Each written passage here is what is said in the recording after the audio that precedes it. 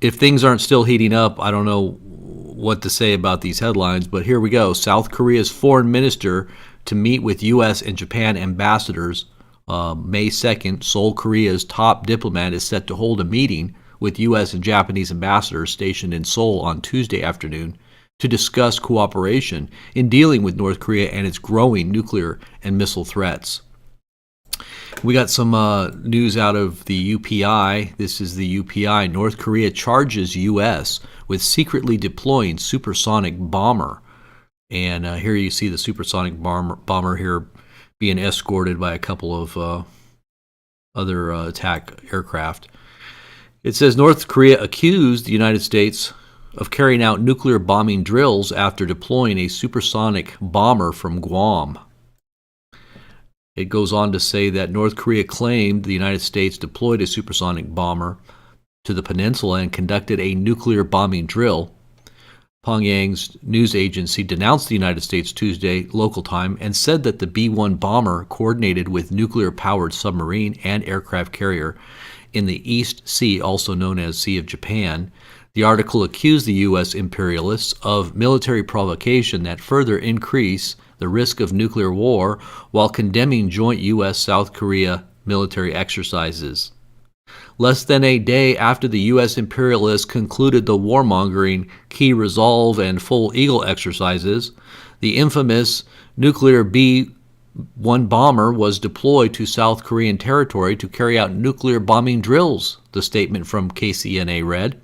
North Korea stated that the supersonic bomber was secretly sent to South Korea from its base in Guam with a nuclear-powered aircraft carrier and a nuclear submarine that had already been deployed. Strategic strike methods were carried out during training, the statement said.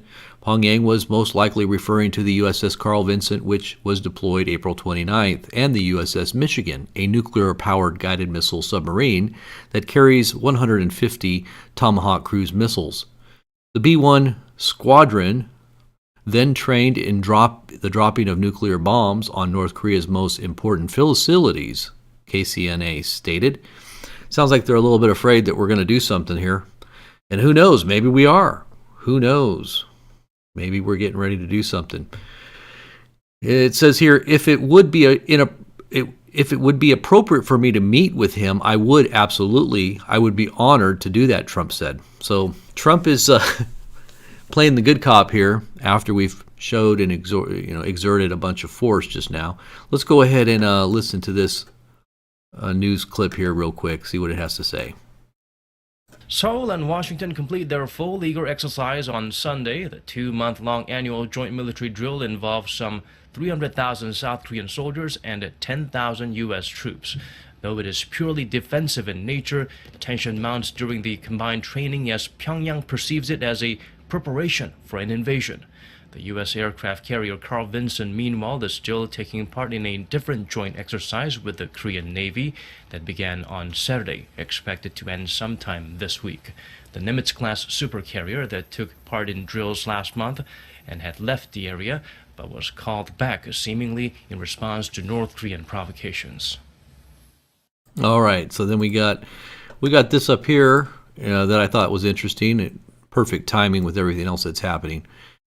American military announces that THAAD is fully operational and ready to respond to North Korean missiles. Okay, so on the heels of these bombers doing their sorties, B-1 bombers flew over the East Sea on sorties from Guam.